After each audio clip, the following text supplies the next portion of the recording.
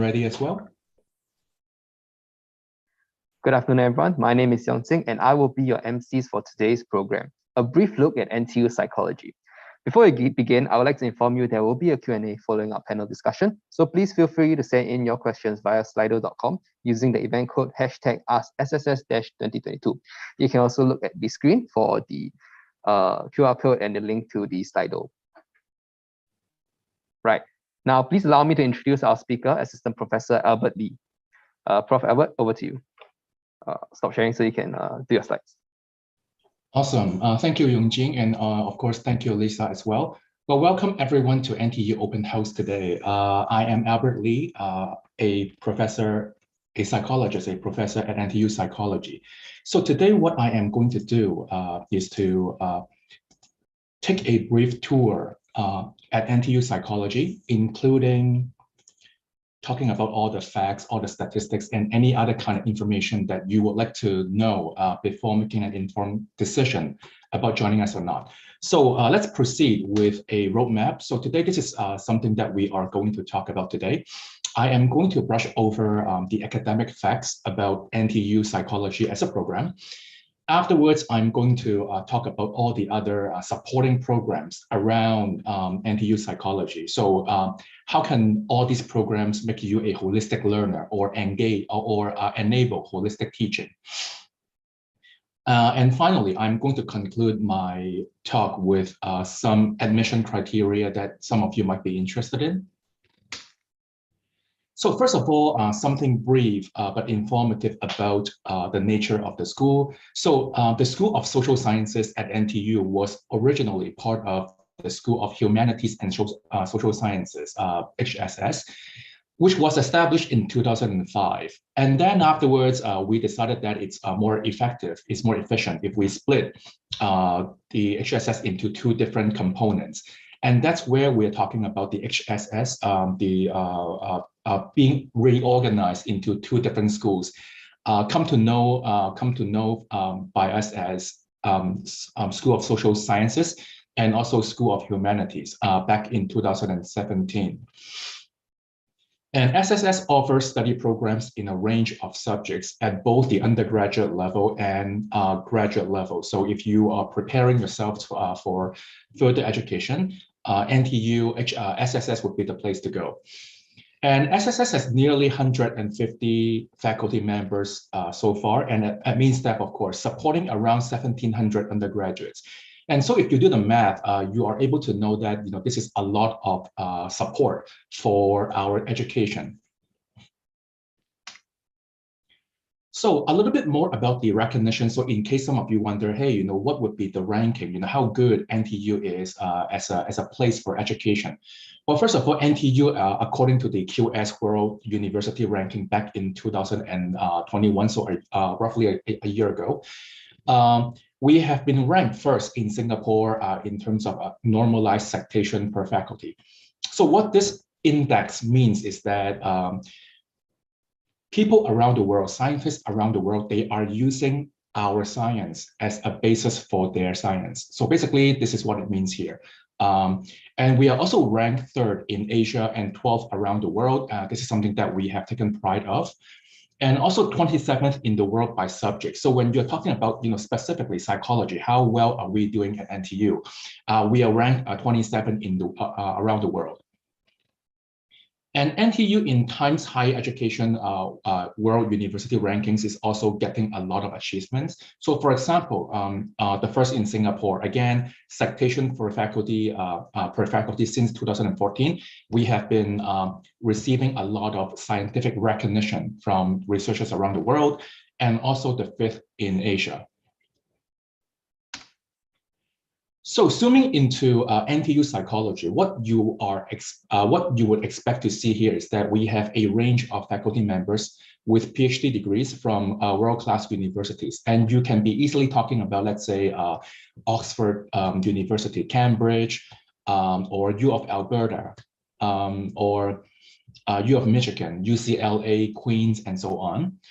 And we are at the Our current roster has more than 30 faculty members, including 22 core faculty members and 11 adjuncts. So they might have different professions outside of the NTU, but then they do hold their classes, hold their seminars, hold lectures at NTU.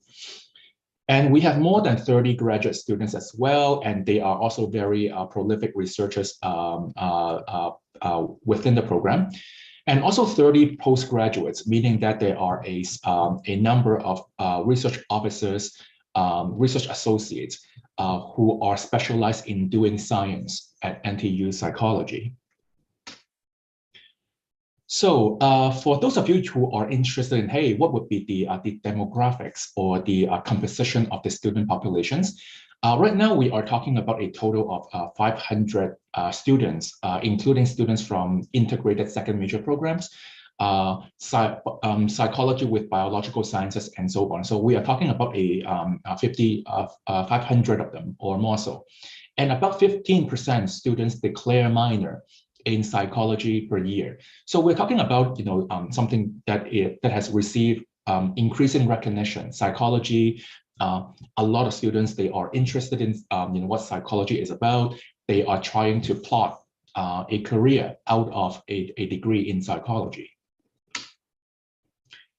So undergraduate training. So let's suppose that you are being admitted to the program. What would you expect in a 4-year of education here?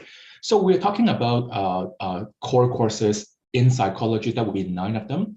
And you are also able to take several elective courses that can strengthen or polish your understanding, your knowledge in psychology. And we're talking about 10 courses here. And a final year project, and depending on your capacities and your interests, you might align yourself with a final year project that will last 2 academic semesters in the final year. And in terms of system of training, there are 2 big classes of education approaches. The first one would be lectures, where students would be sitting in a lecture room, listening to the deliveries by an instructor. So that would probably be characteristic of most of the psychology core courses, when you are with your peers, listening to the prof, delivering knowledge. But we are also talking about a different class of education whereby, we have very small discussion seminars and students, including the instructor, would go back and forth and sharing, exchanging, even challenging ideas by one another. Okay, so in this context, it is really a good training for deep learning, critical learning, because now you are constantly engaging in deep thinking. Okay, so is this make sense? Does it make sense to you? I see a problem in your argument, and let me tell you why. And as you can see, these kind of critical thinking skills, it's highly sought after in the job market. So if you would like to establish a good career, one of the main things that you need to do is not just to be able to know something. You will have to be able to basically stand on your feet and basically, exercise critical thinking and letting the other person know, there are flaws in your problem. You are able to articulate your ideas properly. So in this regard, discussion seminars are very, very effective in polishing critical thinking. So moving on to areas of scientific training, we have close to 60 basic and advanced courses, which I am going to talk about on the next slides. So research areas, our courses are built upon the research areas that we have as the psychology roster.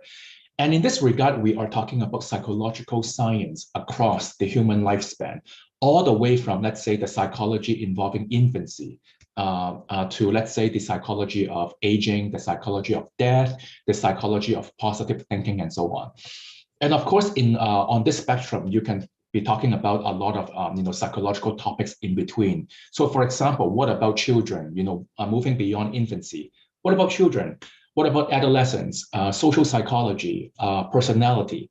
What about something more applied in nature, such as organizational psychology, where people specialize in engineering workplace environments? What about, let's say, parenting, families, relationships, and so on? I'm going to go into details in some of these fields right now, later on. But right now, I would like to talk a little bit about the scientific approaches that we use here. The first class of approaches that we do in science would be theoretical and empirical. Theoretical means here is that we have to make sure that our theories are based strictly on logic, based on theory. And of course, empirical also means that hey, we are not just sitting in our office thinking about problem. We have to go beyond the talking part and actually engage in the doing part. We collect data, we collect evidence to support or to disconfirm our theories. So this is what theoretical and empirical science is all about here. They go hand in hand. And of course, we can also talk about qualitative and quantitative approaches, meaning that, hey, are we talking about statistics? Are we talking about big data? That would be quantitative. Or we are talking about qualitative approaches in obtaining knowledge, such as, let's say, through interviews, through structured interviews, and basically more enriched human interactions between, let's say, the researchers and participants. So zooming into the different research areas in terms of level of analysis, I have something to say here. So let's say if you are looking at psychology in terms of the key properties. So what are the key aspects of human psychology?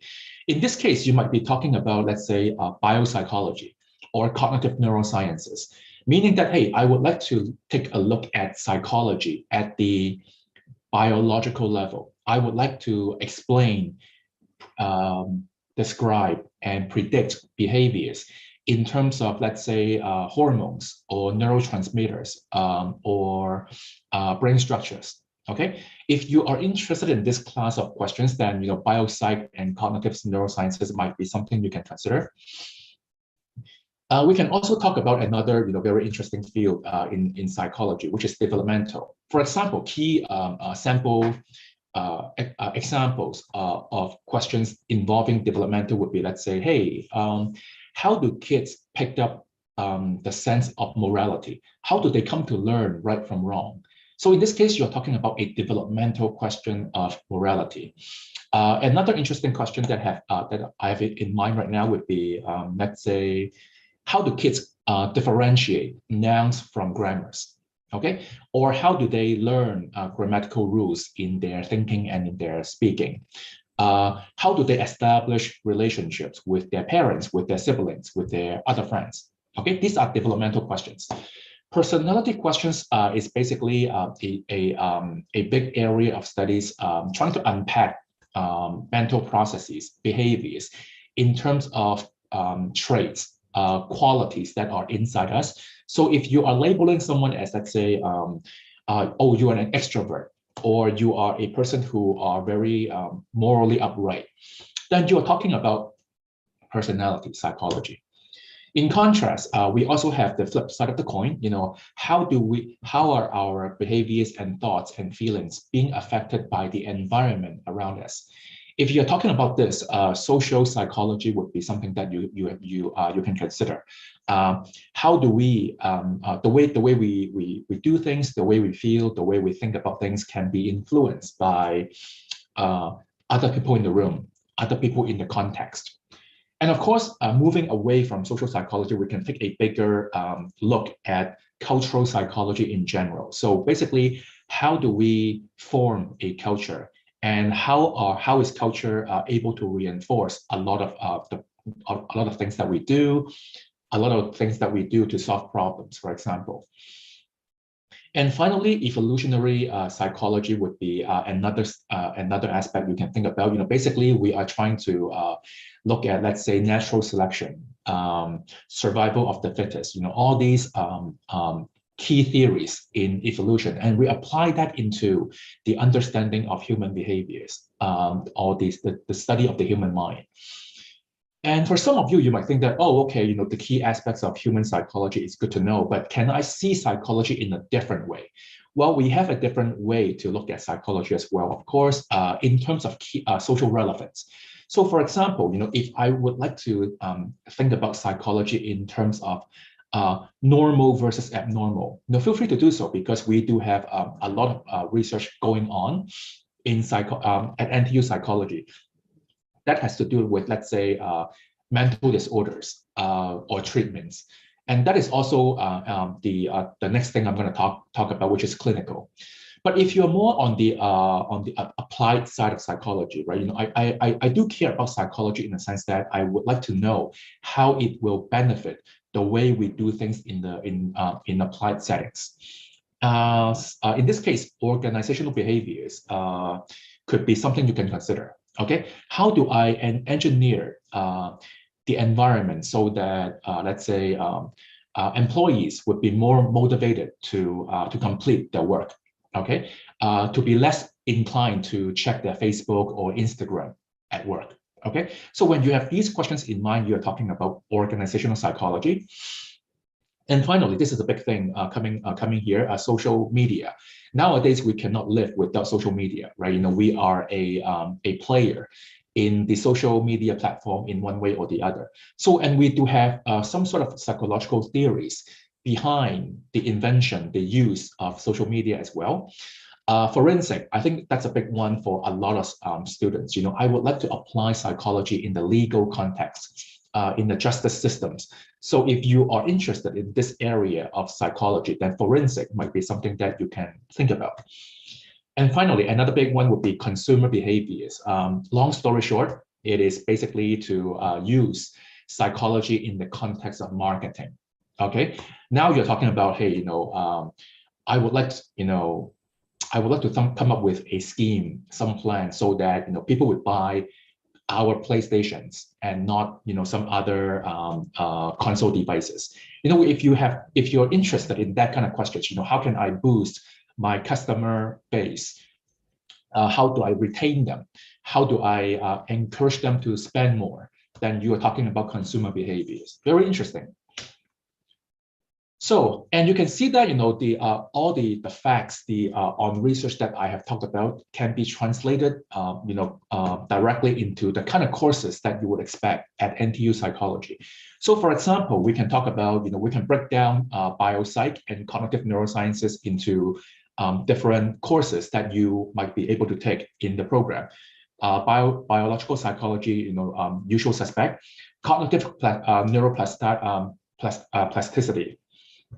Looking at the fluid nature of the human mind, we have a specific course on human memory, fMRI, brain scans, and there's a new course that has been there for a few years already, very popular, the neuroscience of love. How can you explain the experience of love in terms of neuroscience?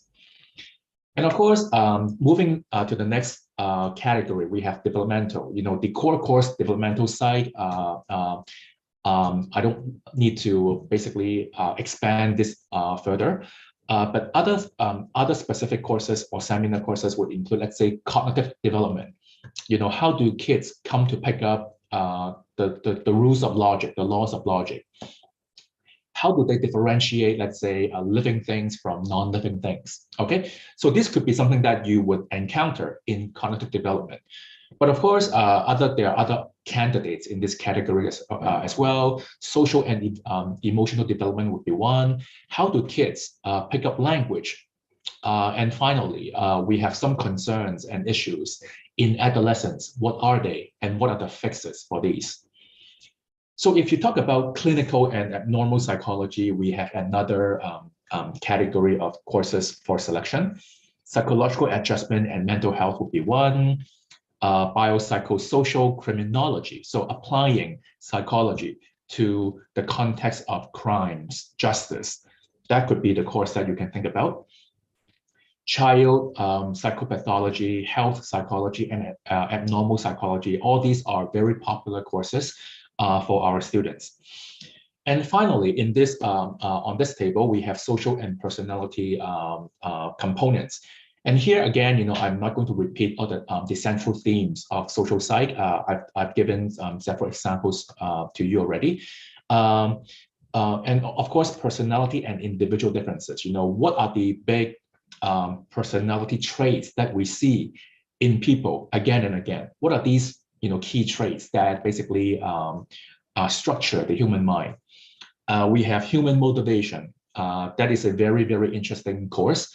And that can touch upon a lot of the things that are familiar to your observations in everyday life. For example, why do people take 100 photos of themselves, but only post 1 or 2 on Instagram, right?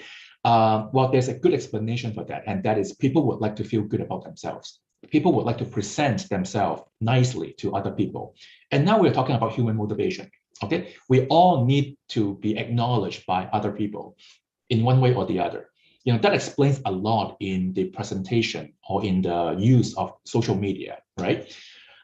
Jumping to the next, we have social cognition, which is involve a whole bunch of questions. How do we perceive the minds of other people? How do I know what you are thinking about?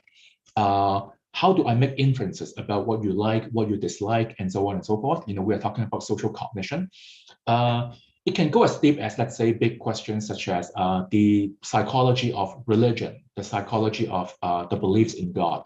Why do people believe in God? Why do some people don't? And why are some people superstitious, but not some other people? So if you are interested in those questions, social cognition would be something you can think about. And finally, we have the social psychology of human communication. And that is, okay, so in the digital world, a lot of people are communicating not face-to-face, okay, but through some sort of electronic devices, like what we are doing right now, over Zoom. What is the social psychology behind it? Okay, do we need any extra mental processes to deal with, let's say, online communication? Okay, so these are very, very interesting courses that you can think about.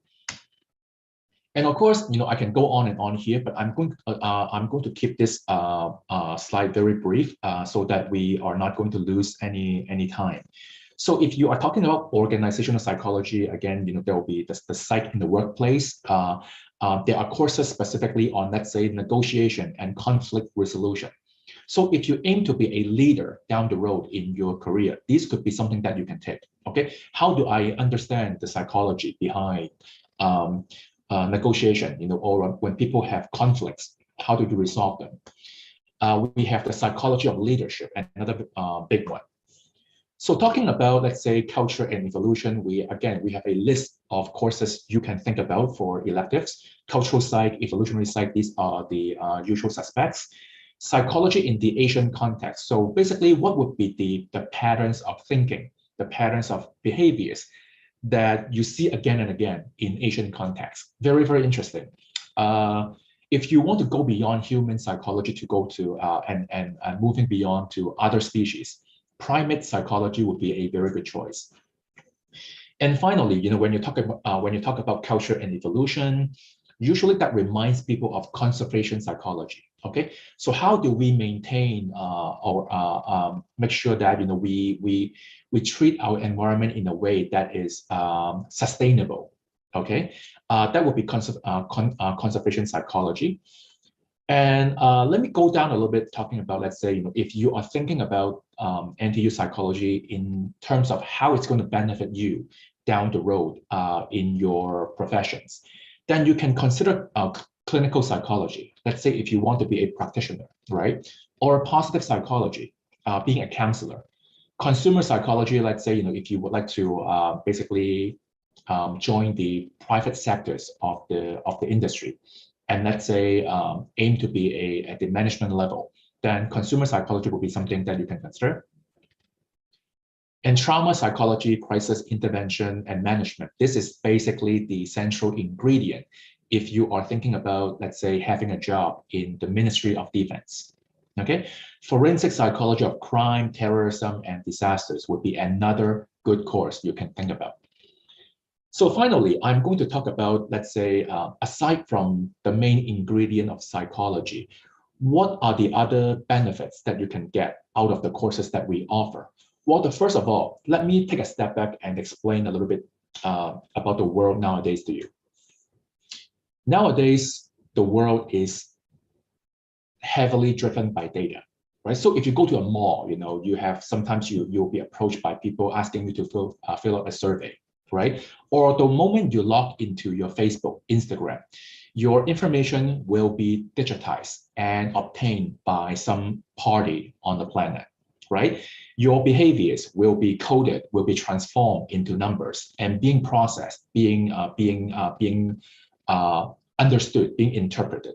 Okay, and the reason I'm telling you here all this is that by the time you graduate, if not earlier, okay, you will come to appreciate how important it is to understand, let's say, statistics, or how to do science properly. Okay, and this is why in NTU psychology we are really pressing hard on trainings in the fundamental of social science research. What are the principles that you need to keep in mind to understand science properly? Okay, and that also includes, what are the things you have to keep in mind in the design of research, and also in data analysis. Okay, and we are talking about different statistical approaches that you need to learn in order to make sense of big data. Okay, and of course we have the other side, of course, qualitative methods. So moving beyond, let's say, statistics, numbers, would there be another way to understand human behaviors? Okay, what would be the other angle that I can take to study human behaviors? This is where qualitative methods come into play. And of course, as you move up in the academic ladder, you'll be learning more specific statistical methods for research, including, let's say, multivariate methods. I think this will be a little too fancy for me to explain at this moment, but sooner or later you will know that, hey, there are different families in statistical tests, and you'll be in a great position of learning them by, let's say, taking courses at NTU psychology. So let me move on a little bit to the fourth year of education. So let's say you have signed up for NTU psychology. You are now moving on to your final year, and you are deeply interested in a final year project. Okay. Well, first of all, our final year project students have attracted national recognition and received a lot of financial awards from different agencies. For example, the National Council on Problem Gambling. So there were students back in the days who were interested in, let's say, curbing gambling addiction from the angle of, let's say, family therapy. How can family forge a system of support to help someone who has problem with gambling? Okay. We also got some funding from Family Research Fund, very interesting organization here, or Home Team Research Grant. Okay. And another one I would like to showcase to you would be Singapore Police Force. We actually received fundings from the police force doing research for FYP students. And finally, if you're talking about, let's say, family relationships or research on family relationships, parental connections, and so on, we did get some funding from Singapore's Children's Society and Family Research Fund. So what I'm trying to say here is that our research all the way at the undergraduate level is already receiving support from different branches of the government. Okay. Now, time rewind even a little bit. So talking about the second and the third year of education. So let's say you are in the program, you are doing marvelous, earning a CGPA of 4.5 and above. What do you get from this achievement? Well, one thing you can get from this achievement is that you will be receiving a personal invitation from the school, asking you to see, hey, this is what a program that we have called the Undergraduate Research Experience on Campus. Quite a mouthful of pronunciation here, but you can call them you can call it the Eureka program. Okay, so what this Eureka program is about is that you can align yourself to receive research training with a faculty member at NTU on a one-on-one basis. Okay, so in other words, you are receiving personal training from a scientist, from a researcher, from a professor on campus. And why is this important? Well, it is important in several ways. So first of all, it's going to polish your interdisciplinary exposures, meaning that, in this little world of psychology that, you're really focusing on, now you can take a step back and see, oh, okay, so this is what I learned in psychology. Hey, actually, I can see connections between psychology and philosophy, or psychology and computer sciences.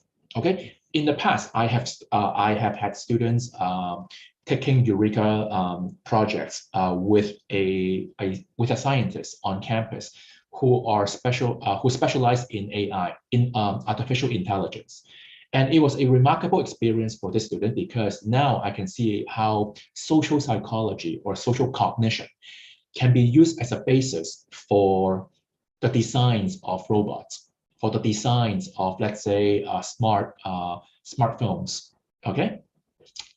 The second benefits would be you would be basically receiving a competitive edge on research training over your peers, meaning that for a typical student, if you are doing decently in the program, you don't really get research training until the third or the fourth year. But then if you are part of the Eureka program, you can start your research training all the way in your second year. And that's really important when it comes to graduate school applications or job applications, meaning that, you can showcase yourself to the world that, hey, research training is not a new game for me. I have been doing that since year 2. Okay, so Eureka, very, very helpful in terms of your career goals or your academic goals. And in your third year of education, you might have a chance to go overseas exchange. And now we're talking about a tricky problem here because of the pandemic. But usually, in a typical case, a lot of students have taken their the end of their second year off, or the first semester of their third year, going to places, going to different countries for education. And the duration of exchange can vary according to your preference. So, for example, if you don't feel like moving away from your family for too long, you can align yourself with an exchange program that is as long as, let's say, 6 weeks during summer.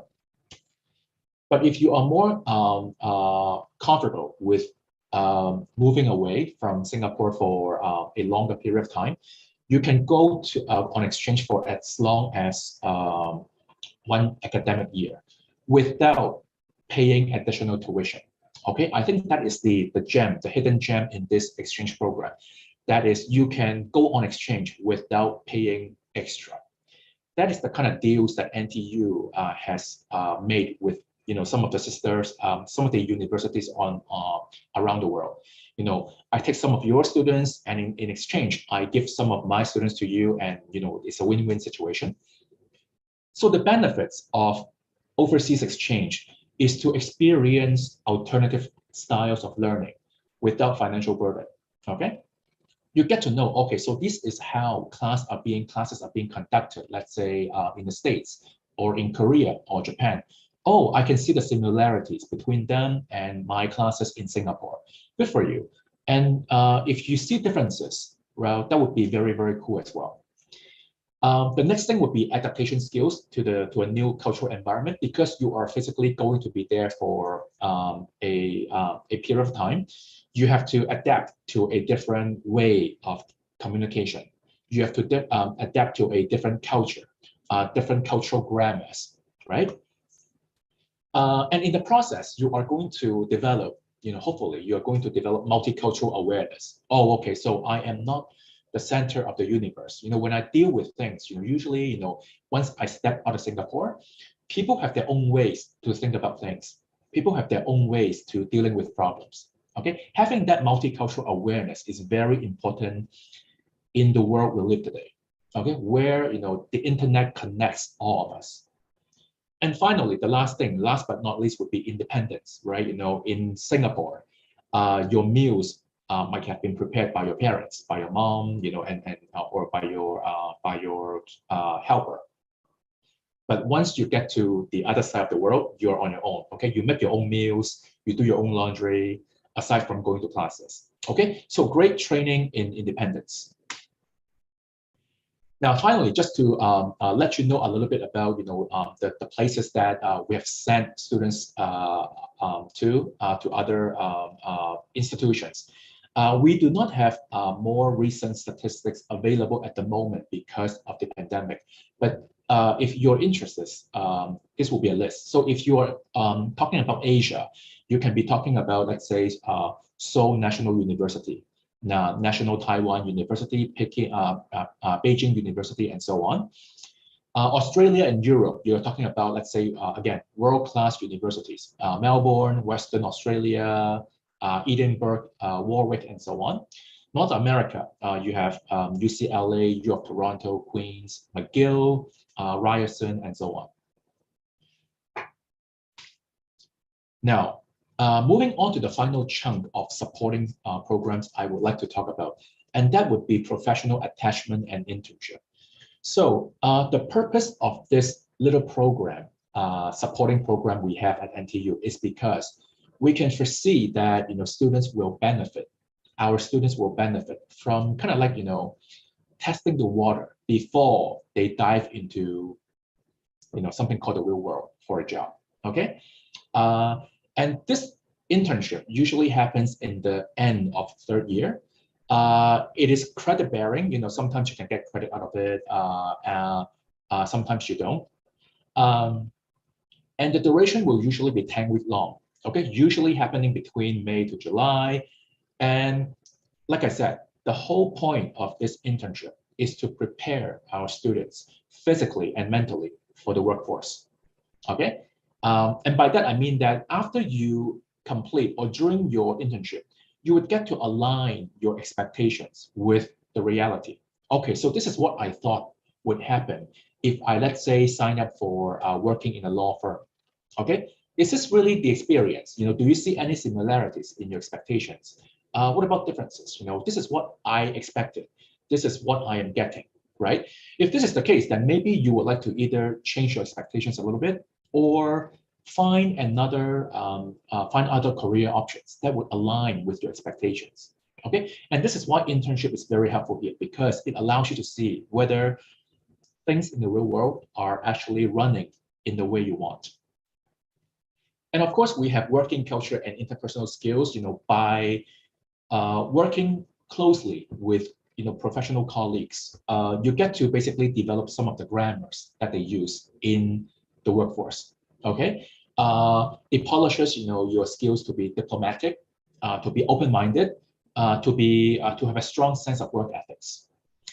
And finally, one thing, last but not least, would be that through internship, you are able to develop a professional network with people in the workforce. Okay, I have had students in the past whereby they completed the internship. Their bosses were so impressed by their performance to the point that they told my students, hey, by the time you graduate, don't apply for other jobs because we will try to hire you. Okay, and you can see this is how the internship can be very helpful in securing a job that you like. Okay. Now, and this is basically some of the examples that you can consider for internship. We can talk about, let's say, working in a consultant companies, law firms, publishing companies, banks, and so on. If you're on the, let's say, clinical or counseling side of the game, we can talk about hospitals, clinics, brain development centers. If you're, a guy who is like, very strongly about the legal system, the legal force, we have the police force departments, we have the home team academy, prison service, and so on. And of course, there are other components or other choices as well. The MOD, Ministry of Defense, MOE, Ministry of Manpower, and so on. And of course, you can also align yourself with research-related agencies for your internship. And finally, another graph with some statistics for you. What would be the percentage of our graduates goal? Okay, public admin and defense, it constitutes almost 40% of the pie. education close to 10%, healthcare 6.3, and so on and so forth. So we are talking about a spectrum of career opportunities after receiving a degree at NTU. And these are basically the numbers that we got from our graduates from a few years ago. And so it kind of challenges the public assumption that, hey, with a degree of psychology, like, what can you do with that degree? There are actually a lot of options. And I mean, look at this list here, and it's not even exhaustive. We can go on and on. And more information on linking to from the previous slides. If you are talking about the government, these will be the choices where you can take with your degree in psychology at NTU. What about if you are not interested in government jobs? Well, there are also a bunch of options. If you are keen in research, you can work as a project officers at NTU, NIE, NUS, A-STAR.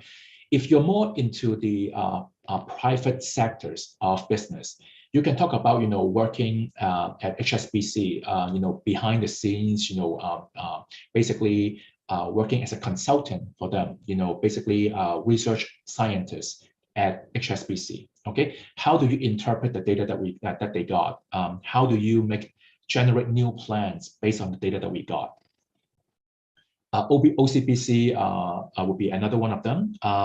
Sony Entertainment is actually a surprising choice for many. I have had 2 students in the past who have been hired by Sony as marketing consultants. Okay, they would like the students to use social psychology for their purposes. And finally, we can talk about, let's say, investment companies and also like autism association. Again, not just social psych, if you are specialized in, let's say, developmental psychology, there are places for you at the end of the day. So finally, what I'm trying to do here is to take a step back and highlight that, the kind of training that NTU offers, NTU psychology offers, really presses hard on holistic training, holistic learning, holistic. It's a holistic approach, meaning that as opposed to training you as an academic robot, okay, you know a lot, but once you step out of school, you know nothing. You don't know how to navigate yourself. You don't know how to use your knowledge, and that's a sad thing. Okay, what we are trying to do here is to do none of that. We are trying to provide resources and opportunities for students, for you all, to make optimal decisions about your career and life goals. We give you the keys, we give you the doors, okay? And you get to decide what you would like to do as a student and as a person down the road, okay? And by holistic training, we are talking about, let's say, 5 different categories of training here. Scientific reasoning, interdisciplinary mindset, being aware of something beyond psychology. Okay, being able to make connections between psychology and, let's say, physics, chemistry, sociology, economics. Career preparation, we prepare you to respond constructively to your jobs. Multicultural perspectives, as I mentioned before, it's really important nowadays that we appreciate, we understand where the other person is coming from. Not in terms of geography, but in terms of cultural, cultural grammar. Oh, I see, this person is reacting to this problem in such a way, not because this person is a bad guy, but it's because of their cultural context, okay? And finally, intellectual maturity would be a big one. And that has to do with how you are able to critically think about the world, including the information that we see online every day. The world nowadays is full of fake news. How are you going to exercise critical thinking and think for yourself? Okay, this is what I mean by intellectual maturity. And you can link this to, again, let me go back all the way from the beginning, right? We are living in a world of a lot of connections today, like overwhelming amount of information. You log on, you get into the internet, basically you see everything. Every single argument, you see 2 sides. A lot of, let's say, information in favor of vaccination or against vaccination.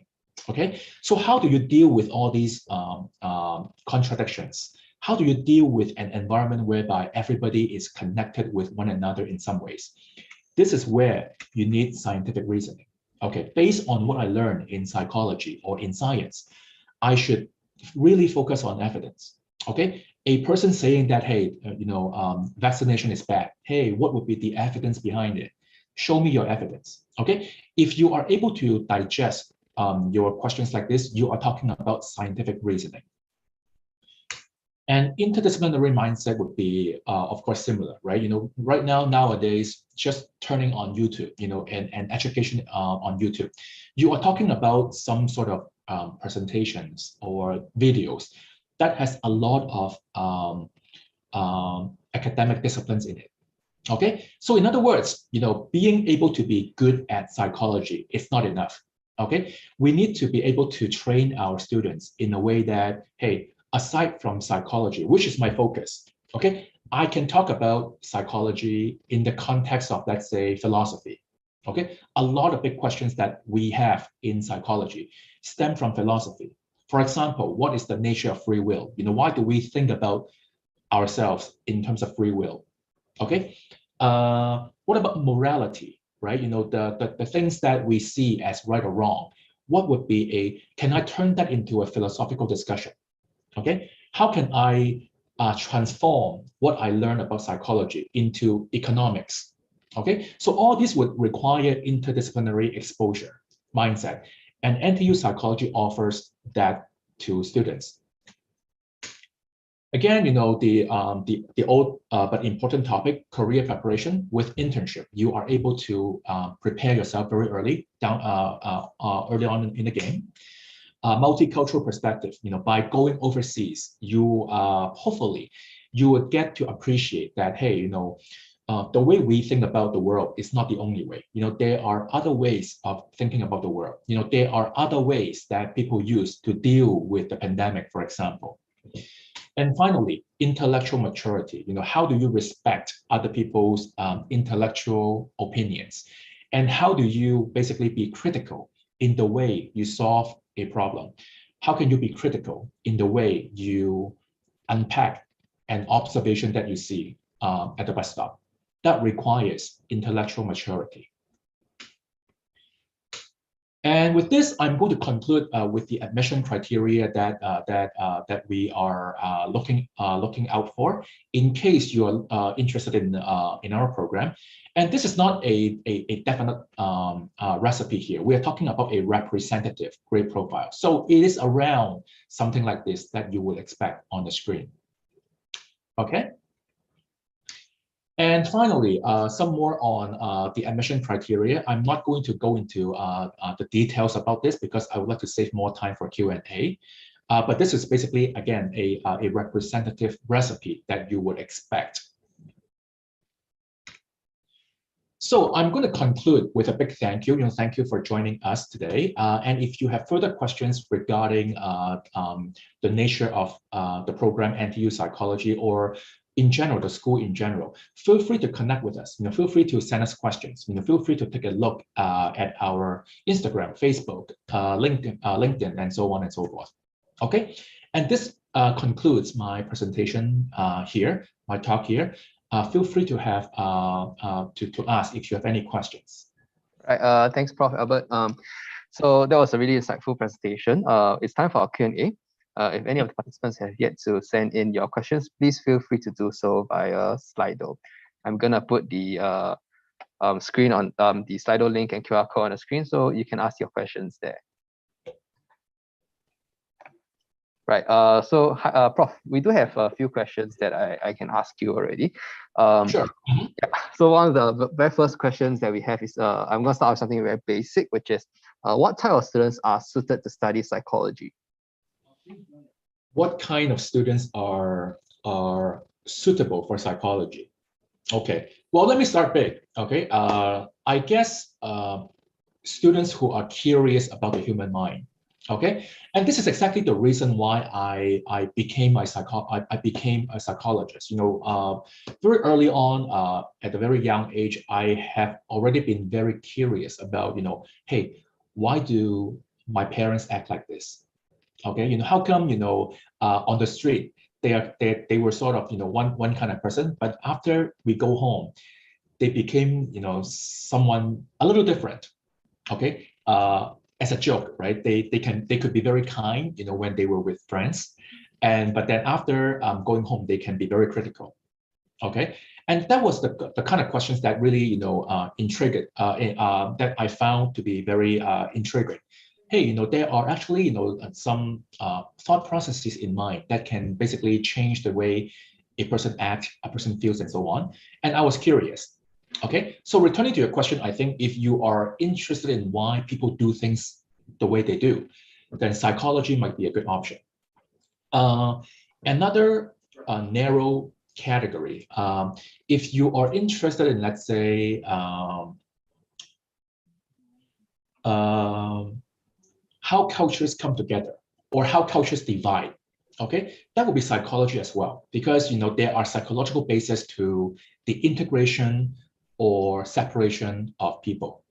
Okay, once you draw a line and say, hey, this is us and that is you, we are talking about culture and we are talking about psychology. Okay, so if you are interested in, let's say, practical questions like this, why are there be wars? Why do people fight? And why do people help one another? Let's say during the difficult time of the pandemics, people actually volunteer to give out masks for free, right? Then in this case, you might want to give psychology a try as well. Okay, if you are interested in specific problems in human. Okay, so that would be my first my answers to your response, like two categories. If you are interested in, let's say, the big question of curiosity, why do people do things the way they do? Or if you are interested in, let's say, a specific part of human behavior, why do people fight? Why do people harm? Why do people help? Then, psychology would be a good choice for you. Very insightful, Prof. Maybe you can move on to some other questions. I do have one about becoming, so this question is, how hard is it to become a professor of psychology? How about clinical psychologists? So I think it's two questions. How hard is it, professor of psychology and clinical psychologists? Okay, so a professor in any field, for that matter, is that you are officially affiliated with a university or college. Okay, so that's how you earn the label of a professor. But you can be, let's say, a professional with a PhD without having that title of professorship. Okay, so these two things are sort of these two questions are sort of related. So if you get hired by a university as an instructor, then more often than not, you would have the title of a professor. But even if you don't have a title of professor attached to you, you can still be, let's say, acknowledged as, let's say, a clinical psychologist or a practitioner. Okay. Now, going to the second part of your question, and that is, how hard or how difficult, how easy it is. Thinking back, I think it is a long process. Well, actually, it's long and short at the same time, because once you are in graduate school, times just flew on me. Every day it's about research, it's about training. It's about earning the license, earning that admission ticket that you need to be called a scientist. Okay, so I think it's a long and short process. The experience was actually very paradoxical for me. Okay, but I wouldn't say it was easy, but it was enjoyable. I mean, it was hard because we still have to go through exams, and we had, let's say, 2 or 3 essay due within a week, right? But I guess all these boil down to intrinsic motivation. I did get something. Of course, I was in pain, at one point, right? But thinking back, I think it was worth it. It was worth it. Okay, and extending your question to some of the things that I want to say and to echo, and that is, well, things can be hard, but not necessarily unenjoyable. Okay. And the reason why I think NTU psychology is helpful in this regard is that it doesn't really make any assumptions about your interest. I mean, just take a look at the number of elective courses we offer, right? And the whole point of having that bag of elective for students is to say that, hey, we don't really have a fixed template for you. Well, we do have a fixed template for you, but that will be the first academic year. Once you move on from from year one, where you have cleared all your core courses, you are flexible in choosing the kind of psychological topics you enjoy. Okay, and in this case, you're not talking about someone presuming your interest or presuming your motivation anymore. We are opening everything up, and you can get to choose whatever that is interesting to you. Okay, so I think this is where we can draw the line. Being not being easy, but not being unpleasant either. You'll be busy. I can guarantee that you will have a very busy life, just like everybody else in college or in university. But by giving you the options of choosing what you want to study, by giving you the flexibility of choosing where you want to go for exchange, where do you want to be in internship, I think what we are trying to do is to make things enjoyable, to make learning enjoyable for students.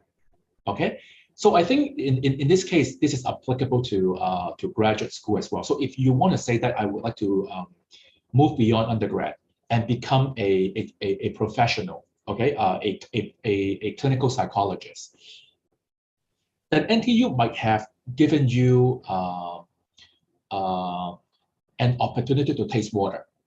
Okay, oh, I have taken courses on, let's say, mental disorders. Oh, I really loved it. Okay, so in this case, give yourself a shot, and see whether you would like to apply for graduate school. And if you decide to do so, then in hopes that it's going to be an enjoyable journey for you, so that you are not, let's say, being forced to be in a program for your master's, where this is like a complete hell to you. You are not enjoying any bit of this. So I hope I addressed your question in a slightly different way. How NTU as a program is making learning enjoyable for our students. Right. I think we just take about. I do have a few more questions, but I'm not sure whether we have enough time. So maybe I'll just ask one right off the bat. Is this person asks, if I plan to become a psychologist in an early intervention center, would it be better to take a second major in biological sciences, or would a single degree suffice? Can I take a second major in something else instead? Like, okay. Yeah. First of all, thank you for this question, and of course all the questions that I've addressed so far. My understanding of this question is that what would be the approaches that I would recommend for intervention programs? Is that so? Interventions, right? Is it a yes or no? Hello. Sorry, could you repeat that? Yeah, I was asking whether the question is about intervention programs, like someone would like to enroll in intervention programs, work in intervention programs. I think it's a early intervention center, to work in an early intervention center. Center. Okay, yeah. I think the response will be similar. I think it will be a background in biology, in biological sciences would be something good to have. Okay, but let me be clear that biopsych is not the only recipe of success in intervention centers. So, for example, you can introduce very effective interventions even without looking at neurotransmitters or hormones or brain scans. Hello. I'm hearing feedback. So was there another question? Apologies for this, Prof. I think my colleagues, you can hear some of my other colleagues. Okay, I'll mute myself. You can continue with the question. Okay, so sorry about this. Yeah. Okay, so let me go back to where I was. Biological science as a background, it's good to have, but not necessary. Okay, it's not a necessity. When you talk about intervention approaches, you can talk about things at the behavioral level. Okay, so I don't talk about neurotransmitters. I don't talk about, let's say, brain circuits, but I can still change people for the better. Okay, So for example, right now I am, for example, I can easily retrieve examples with my colleagues that, there are, the social psychology of, let's say, addiction. Okay, how do you prevent or how do you fix someone with addiction problems without talking about brain scans, without talking about hormones? We are just talking about things at a societal level or at the behavioral level. How do we construct an environment so that patients, clients can benefit from that? Okay, so long story short, I think that biological science would be something good to have, but then I don't think your opportunities to be involved in intervention centers will be any slimmer if you don't have any background in biopsych. Still, thank you so much, Prof. I think that was quite informative. Maybe you can just take one last question, and then after that, we can end the session because I think we are running over time. No problem, So, yes. yeah, the last few questions we have are all actually to do with double majors, or double degrees. So one of the ones I have is what are requirements for the double degree involving psychology and biological sciences? Is there anything you look out for in interviews, if there are any interviews? Okay, so I think, well, first of all, in terms of workload, a double major is definitely more tedious. It will require a bigger commitment than, let's say, a single major. And that's the truth, right? And that's basically the kind of price that you have to pay to earn 2 degrees and not 1. But at least according to my experiences with students, they are quite happy, having like 2 majors under their sleeves.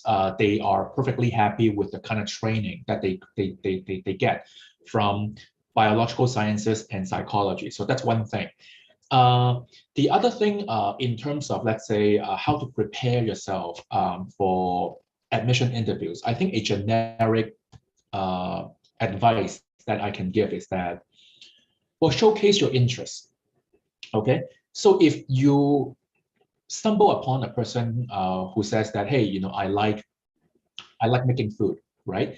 I think the kind of questions that you have in mind for this person is that, hey, okay, so you mentioned that you like food, you like making food, right? Well, what kind of dish do you like to make the most, right? Do you talk about like nutrients, or you only care about taste? What kind of appliances you want to use, right? So applying this example to the context of an interview, I think it will be too empty to call yourself a lover of psychology and biopsych, because people would follow you up with several questions, right? Oh, so basically, you sign yourself up for a double major, right? Why double major? Okay, give me good reasons to convince me that you do have a strong interest in biopsych, in biology, and also in psychology. Okay, if you get stuck there, then obviously, hey, you are just you can't move beyond the empty talking part, right? So do your homework. If you are genuinely interested in, let's say, biology and psychology, and any disciplines for that matter, educate yourself. Okay, do your homework. Pick up a book, pick up some research articles to showcase why you care about the courses that you are signing up for. Okay, and that would be my recommendations for those who would like to do a good job to appear more prepared in the interviews. I think those are that's some very good advice. Anybody who's going to interview with the double degrees, gotta keep that. Right. So thank you, Prof. Thank you, audience. I think it's all the time we have today. Awesome. So yeah, we're unable to take any more questions, but if you guys do still have any more questions, you can drop down to our SSS live chat with our student ambassadors, and we'll be glad to answer any questions that you have. Thank you so much, Prof, for all the time that you have, and for taking the time. And thank you very much, everybody, for being part of this wonderful afternoon. I'll talk to you soon. Take care. Thank you, everybody. Our next talk is a panel session, Get to Know SSS. It's a panel session with SSS alumni and students and if you are in the virtual world and NTU's open house microsite, you will be able to view the list of talks for our school under the College of Humanities, Arts, and Social Sciences. So please do join us on that. Okay, have a good day, everybody. We'll see you.